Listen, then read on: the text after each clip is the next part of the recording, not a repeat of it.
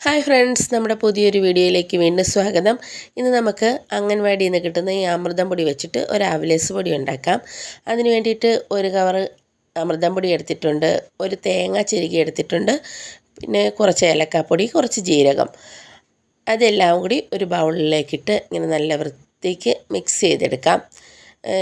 തേങ്ങയുടെ ആ നനവിൽ മാത്രം വെള്ളമൊന്നും ഒഴിക്കാതെ നല്ല വൃത്തിക്ക് നമുക്കിങ്ങനെ മിക്സ് ചെയ്തെടുക്കാം.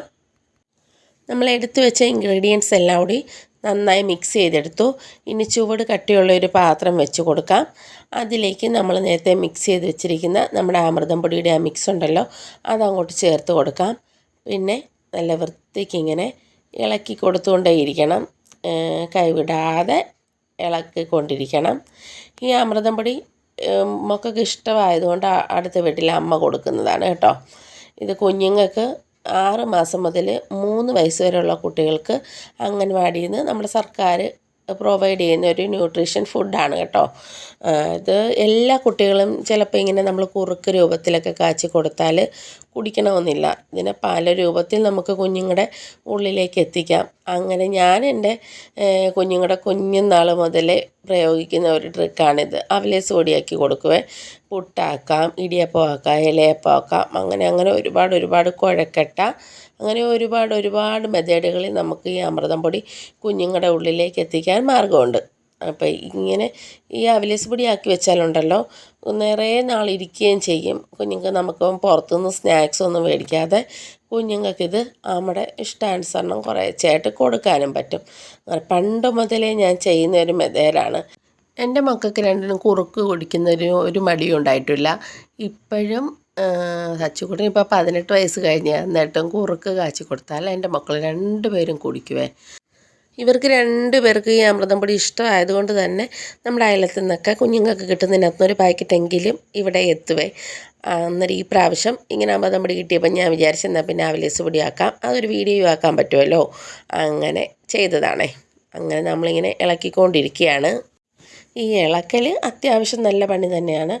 ഏകദേശം ഒരു 3/4 മണിക്കൂറോളം നമ്മളിങ്ങനെ ലോ ഫ്ലെയിമിലിട്ട് ഇളക്കി വേണം ഇതിനെ നമുക്ക് മൂപ്പിച്ചെടുക്കാനായിട്ട്. ഈ ഇളക്കൽ ഓർത്താൽ തന്നെ കൂടുതൽ പേര് ഈ ഒരു അവലേസ് പൊടി ഉണ്ടാക്കൽ പണിയിലോട്ട് പോകാറില്ല. അതിന് വേണ്ടിയിട്ട് ഞാൻ പ്രയോഗിക്കുന്ന ട്രിക്ക് നിങ്ങളും പ്രയോഗിച്ചാൽ മതി കേട്ടോ.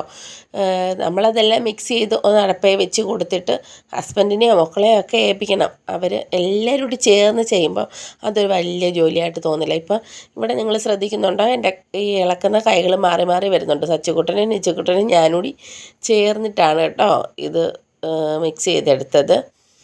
നല്ല വൃത്തിക്ക് ഒത്തിരി നേരം ഇളക്കിയാൽ മാത്രമേ ഇത് മൂത്ത് വരത്തുള്ളൂ. അപ്പം നമ്മൾ ഒരാളൊറ്റയ്ക്ക് നിന്ന് ചിലപ്പോൾ ആരോഗ്യമുള്ളവർക്കാണെങ്കിൽ പറ്റും. എന്നെ സംബന്ധിച്ച് അത് ബുദ്ധിമുട്ടുള്ള കാര്യമാണ്.